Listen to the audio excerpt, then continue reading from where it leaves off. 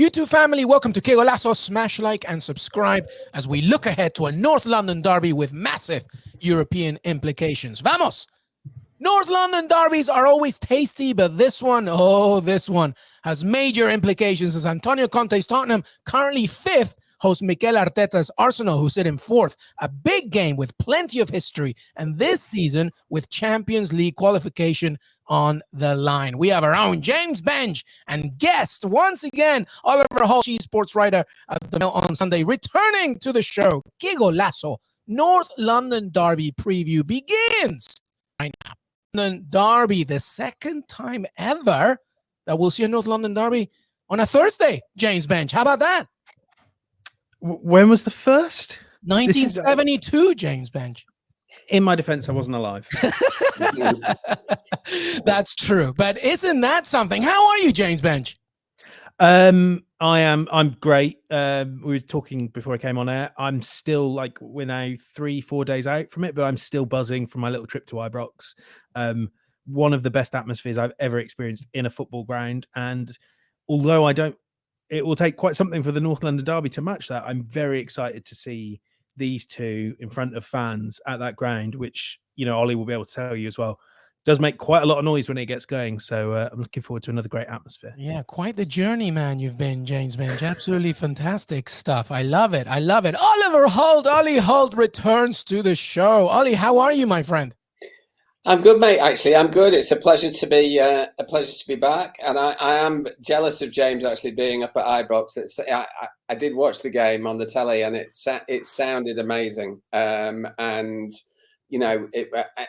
Equally, actually, the Real Madrid Man City game sounded amazing. I was at the first leg in Manchester, but the away leg sounded different class. I've got my own sort of little riff on the North London derby.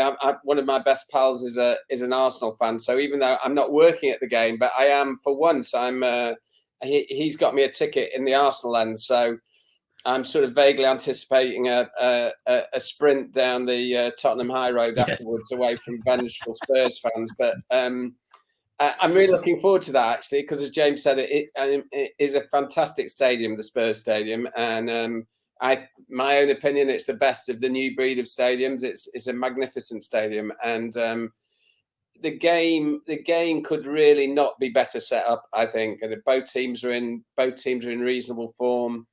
I was up at Anfield at the weekend, and I thought Spurs were terrific. Actually, Arsenal playing well. It's all set up.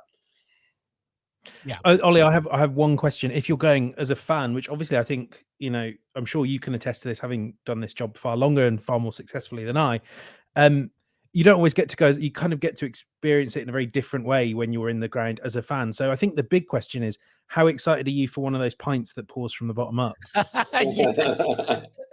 I don't know about those things. No, I don't. I've been slightly spoiled because I went to Stockport, who are my team, had a big game at Wrexham on Sunday. So I went to that with my eldest daughter, and there was a lot of what we would nowadays call banter between there was sort of blow up sheep and all that kind of thing in the Stockport end, and lots of rather tasty chants. So I think that was just my build up to Spurs Arsenal. But the other thing about that I'm looking forward to about Spurs Arsenal, which I know is slightly niche and nerdy, is it's safe standing in the Arsenal section. I've never been in the safe standing before, so I'm quite interested to see what that's like.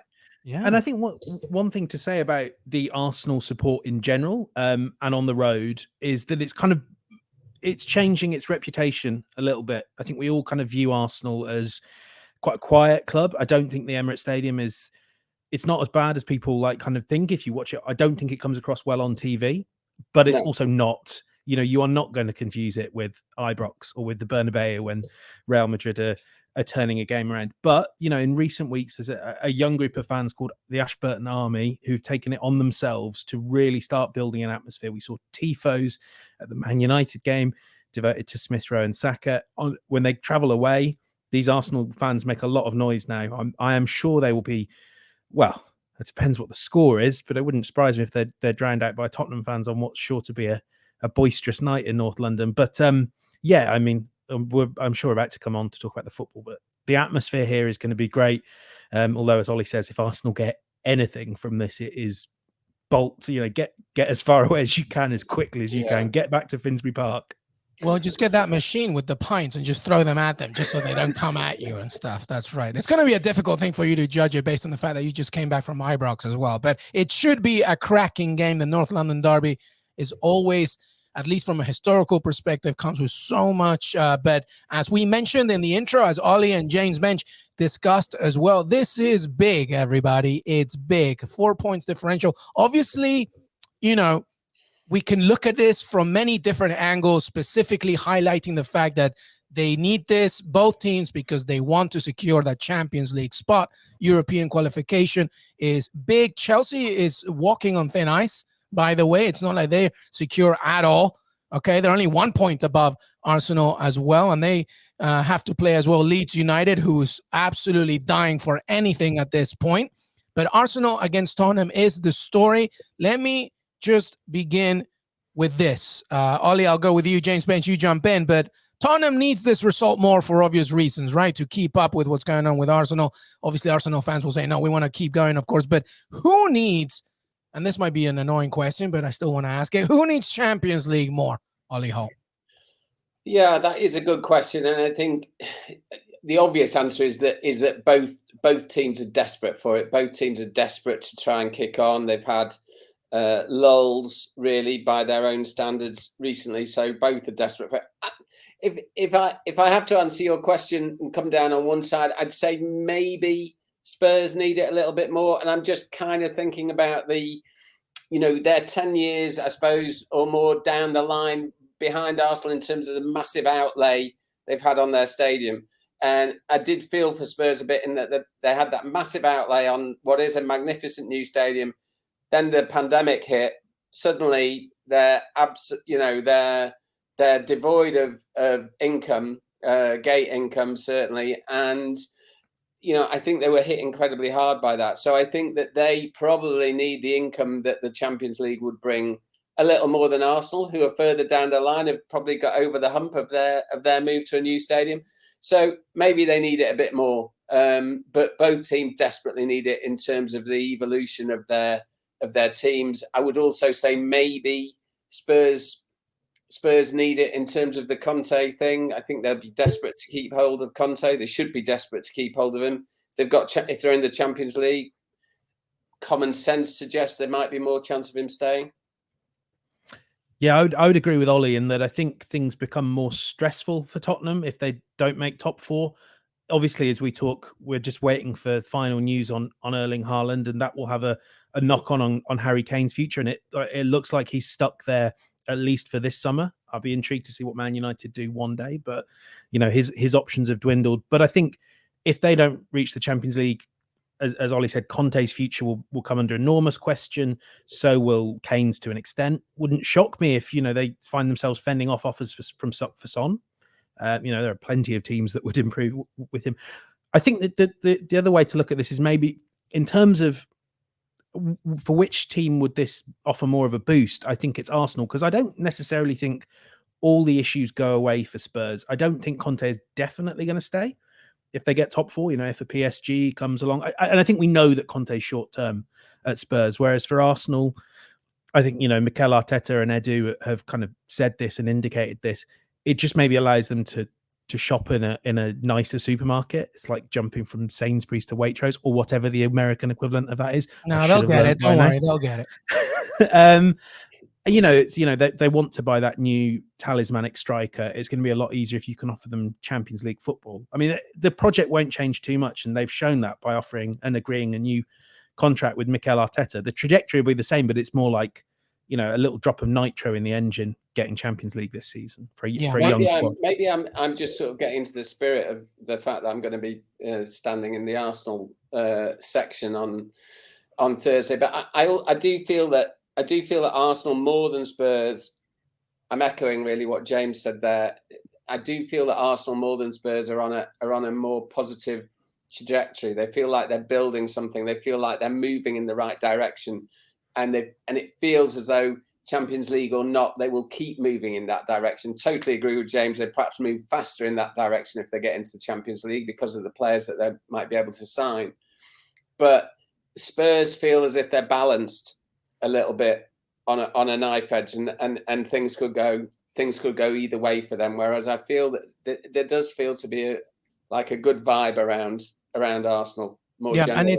And it's the painting that Mikel Arteta began with when he embarked on this. He asked for patience, and patience has been given, and you can see that trajectory, not just in points accumulation, but also philosophy. Of course, having said that, when you look at this table, both teams have lost equally the same amount. Okay, the differential in terms of victories are not that dissimilar. It's just that one of them is kind of, Daniel Levy's kind of throwing at things, hoping that it sticks. And obviously, desperately, when they got Antonio Conte, that was a massive victory for win. But Arsenal, step by step, as you mentioned, both of you, they're developing something, and you can see it. So there's arguments for both. Let's begin, everybody, with Tottenham. Okay, let's go with you first, Ollie Holt. Let's talk about Tottenham. You mentioned that win against Liverpool. Some called it. Jurgen Klopp was frustrated, thought that Antonio Conte's side sat too much or whatever. I mean, my argument to that is what else are you going to do against Liverpool? You got to hope and rely on the strengths that you have, which is Harry Kane moving aside from just center side, as well as Heung-min Son, etc. But what do you make of that win against Liverpool, right? And how that propels them to this game on Thursday? It felt like a win. But it was. I'm sorry, that draw. That's right. No, it's easily done. It really felt like a victory. I'm going to ask Des Norris to edit, but you know what? Don't worry about it, because it really did feel like a victory. But it was a 1-0 result. That's right. I was thinking that when you said. I mean, it did feel like a win, and I think equally, this is not the subject of our discussion, but it felt like a defeat for Liverpool. Yeah. So that's that was how that felt. I mean, I thought I think Spurs have been at their best this season, and perhaps generally for a while, when they play, bizarrely, when they play against teams like Liverpool and Man City. I saw them play at the Etihad a couple of months ago when they beat Man City, and they were brilliant that day. And they were. I really enjoyed watching. I mean, a lot of people have said that they were too defensive against Liverpool. I don't agree with that. I thought, as you said, they played to their strengths, and Kane and Son they are so good going forward on the counter. I mean, they've got such an intuitive understanding. I think Kulusevski's really added something. I mean, Lucas Moura is a good player, but that they just look so good on the counter. And City struggled with them, and the goal was just, the goal was the best of them. I think Kane is such a lovely technical player, the way he brought that long ball down, and I thought they were great. I'm getting kind of above my pay grade here, and James will be much more able to shed light on this. I think my slight concern for them against Arsenal is that given that they need the result more, they're going to have to come. There's an element where they're going to have to come at Arsenal. I'm not sure if they're quite as comfortable in that situation as they are where, like, Man City and Liverpool, teams like that are chasing them, are pressing them back, and then they can break at speed. It won't be that kind of game against Arsenal, and so I think that will be a different challenge for them. Yeah, I completely agree with Ollie. I think if you look at the speed of the goals that they score, that's how they're at their most effective. And I think we've seen in some of the results prior to the Liverpool game, if you just sort of stodge things up and make them break you down, it's funny, because I think there was a spell, I want to say it was kind of going into that City game, where they did look like they could do a bit of that by playing classically Antonio Conte, or at least the Conte we've seen in the Premier League, and a bit maybe in Serie A, but I don't watch quite as much, where it's the pitch is made incredibly wide by the wing backs. And by the way, Sessegnon, fantastic, I thought, at Anfield. That is, there. It was a conversation that Gary Neville sort of has been saying as well. He couldn't imagine Conte managing Manchester United because he's so defensive. I don't find the football defensive in general. I think he looked at his players against Liverpool, and he looked at Liverpool's players and kind of did what any manager in the world would do, and said, we'll play with a real back five here. But when they cut loose, if you give them the opportunity to run at you in space, as Liverpool kind of did, they can be really devastating. And let's be honest, we all enjoy watching that kind of football unless it's being done to our team. But yeah, Ollie's right.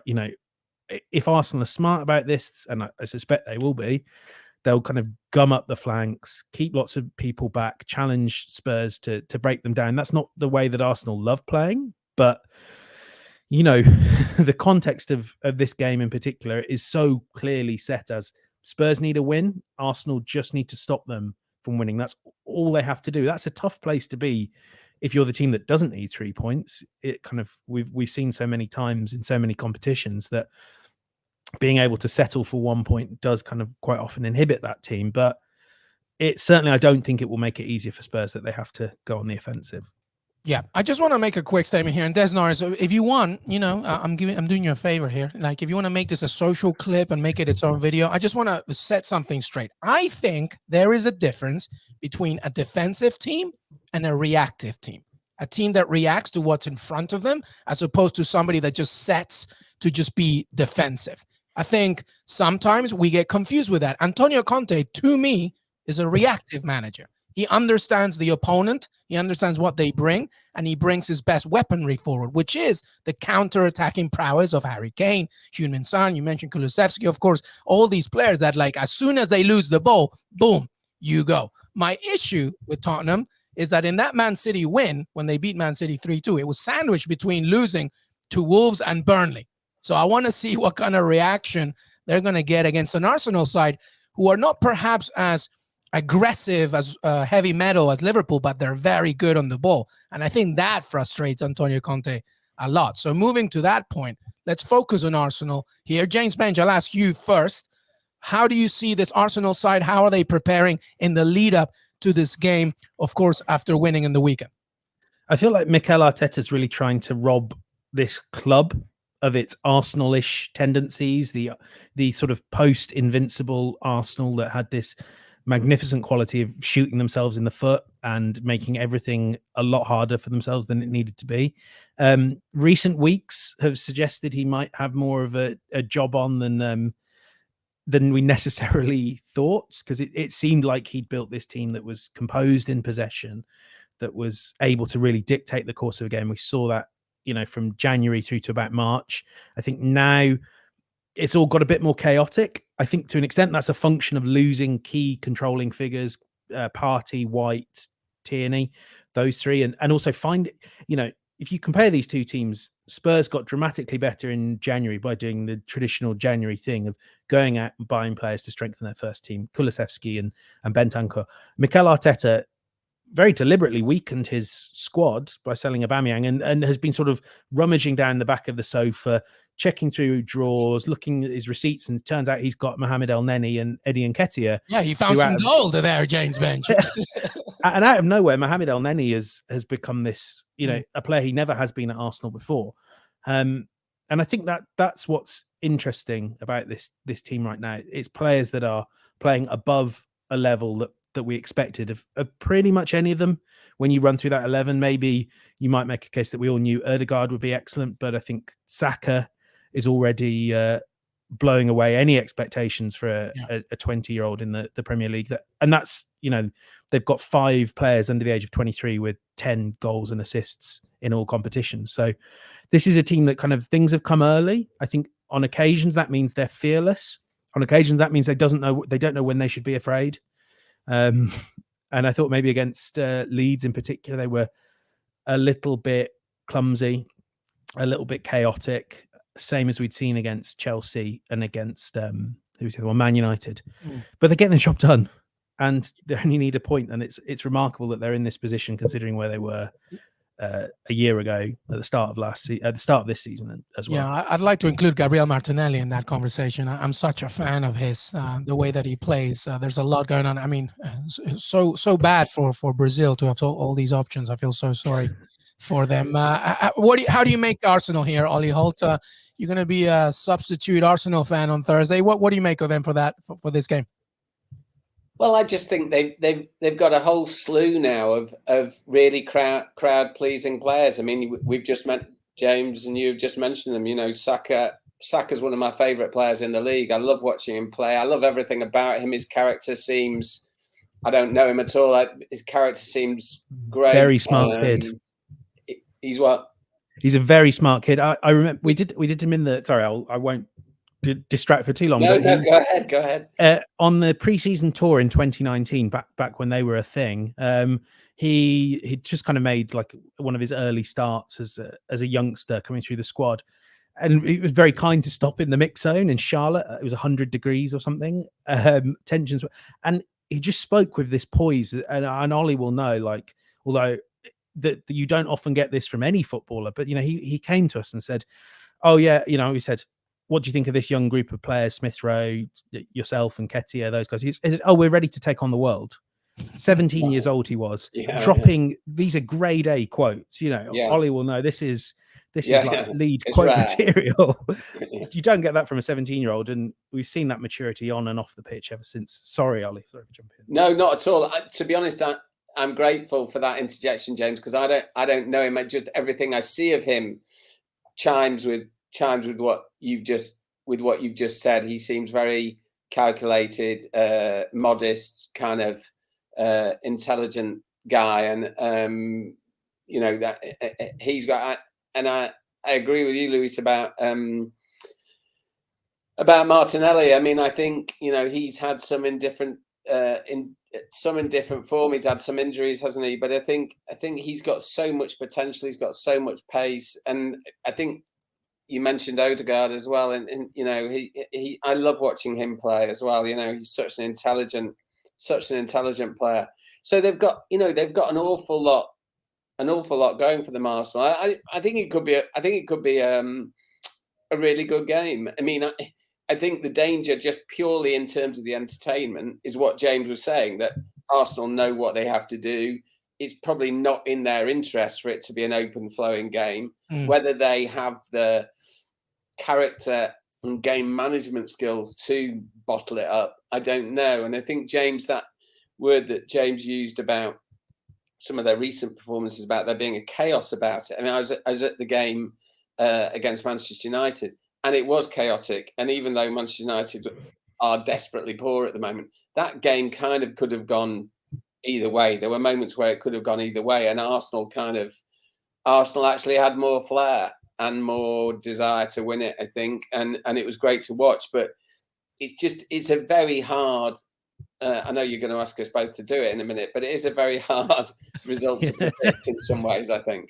Yep, I will ask you, but don't worry, not yet. Let's focus on some matchups here, because this game specifically is, obviously, we've talked about so many players, but the individual matchups are going to be key. By the way, Tottenham are unbeaten in their last 7 home league games against Arsenal. That's 5 wins and 2 draws. Their longest such run against the North London rivals since a run which was back in the 60s. By the way, I mentioned that this is a second ever game on a Thursday, second ever North London derby on a Thursday. Tottenham are looking to win 3 consecutive home league matches against Arsenal for the first time since 1961. So the 60s was good for Tottenham there, but Arsenal are looking good. Let's talk about some individual matchups. We've talked about them, obviously the key players, but James Benge, anything specifically that you're looking at here in this game?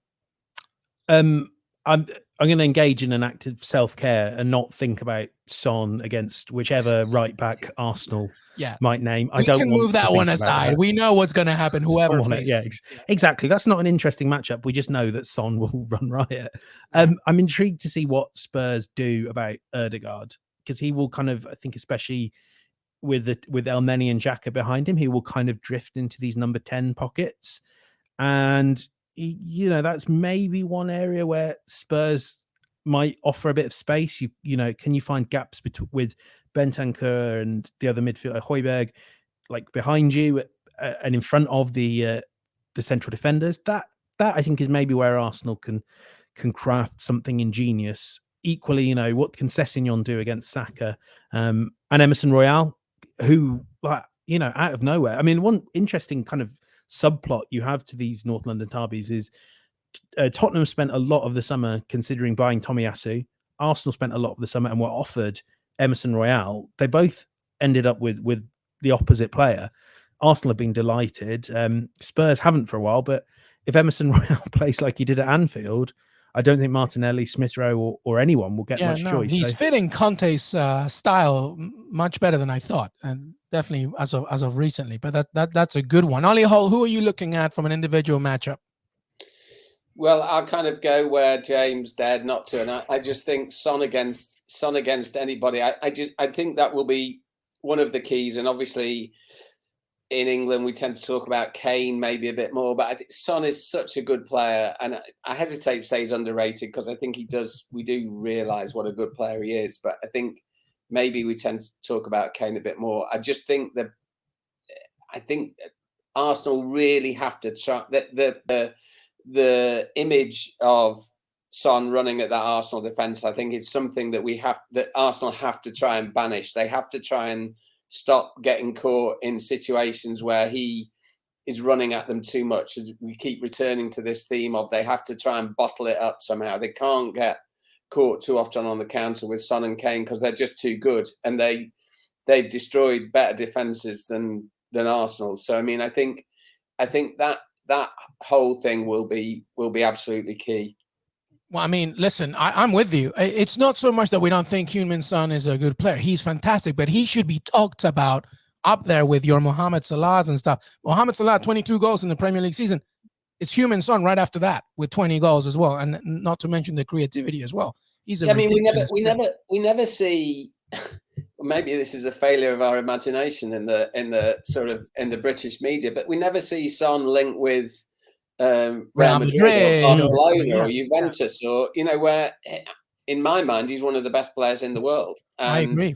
Again, I guess it's immensely to his credit. He's not a guy who's interested in rocking the boat or he just joined Twitter, Ollie Holt. So maybe he's going to be inviting, and he's got his own hashtag nowadays. So to sell NFTs. All right. Yeah.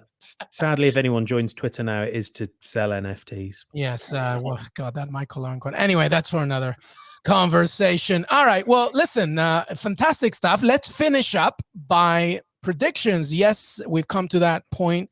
Let's talk first about the predictions for this game. Do I dare, Ollie Holt, begin with you? What do you think will happen on Thursday? And hopefully your mate will not be listening if you choose the other way around. What do you think? Well, I'm going to be dull, actually, and go for a draw. I do think that, I mean, as the table suggests, they're quite evenly matched sides. Perversely, I think if it were at Arsenal, if it were at the Emirates, I might actually go with Spurs. But I think being the away team, being the team that has the advantage and doesn't need to chase the game, might suit Arsenal. And I can just see it being, even, which would be tantamount to a win for Arsenal. They will be very happy with a draw, I suspect. Yeah. Yeah, I'm with Ollie. I mean, obviously, Luis, you mentioned both teams are very good at home in this fixture. But, Arsenal do have some pedigree at this particular part of London. Wouldn't be their greatest achievement, securing top 4 there. So, I'm going to briefly cheat and don my, my supporters hat and say, why not 2-2 at White Hart Lane and just enjoy some warm memories of years gone by. I'm also going for a draw, I think, which to Ollie's point is a win really for Arsenal if that were to happen. But let's focus on the next part of these predictions because they're the key things as well. 2 games will remain after that. So Arsenal will have Newcastle away and then at home to Everton. And Tottenham will be at home to Burnley and Norwich away. So let's play a little prediction game. What do you think? Let's begin with Tottenham for a second, James Bench. Tottenham have Burnley and Norwich. Norwich is the away game. What do you see in those final 2 fixtures? I mean, the Norwich one, I think we're all going to say that's a pretty comfortable win now they're down. Yeah, 3 Burnley, points. Burnley is a fiddly one. They are playing good football. A lot will be on the line. I think Spurs might draw that game. Okay, so if Tottenham draw 4 that, points, let's say they'd have to win both, wouldn't they, if they draw the derby? Right, because if Tottenham draw against Arsenal, okay, that gives them 63 points, still three, it's still away from Arsenal. They'll draw against Burnley, okay, that's not enough, and then they'll win. So it all depends on the Arsenal side. But before we get to that, Ollie, what do you think of the Tottenham games? The last two remaining matches, Burnley at home, Norwich away. I think they might win both of them, just because I wonder if Burnley's little mini revival has burst, if that balloon's burst a little bit with their recent defeat. And to who was that, Ollie? To who did they lose to? Yeah, I'm trying to think. Decent team, half decent team.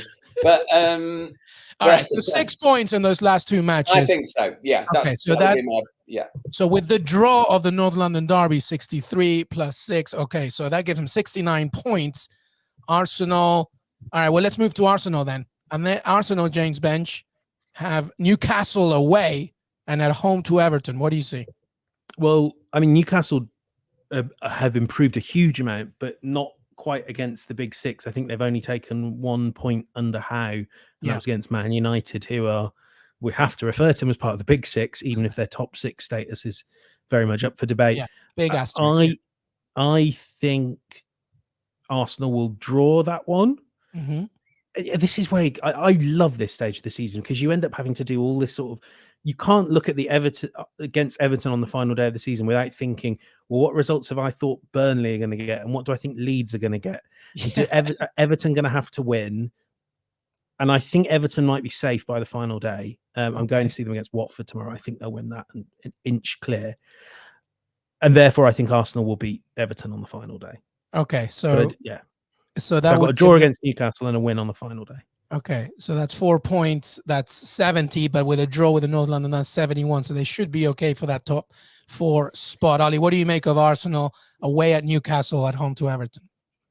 Well, I agree with a lot of James's logic. Sorry, we're agreeing far too much for one of these. No, it's fine. Shouting at each other. But I agree with a lot of the logic about Arsenal. I think Newcastle are, even though they haven't had much joy against the so-called top six, I think they are a hugely different proposition now than they were before Christmas. They're also a hugely different proposition at home, I think, than they are away. And I think that'll be a really difficult game for Arsenal. Presumably it's not across Newcastle's fixtures, but presume it's their last home game. They'll want to be, there'll be a great atmosphere there. The atmosphere at the ground, I'm told, is absolutely transformed and is one of the best in the league now. So, that's going to be a hostile environment for Arsenal to go into. And the Everton game will be difficult if there's anything on it for Everton. If there isn't, then it should be 3 points. So I think it'll be tight.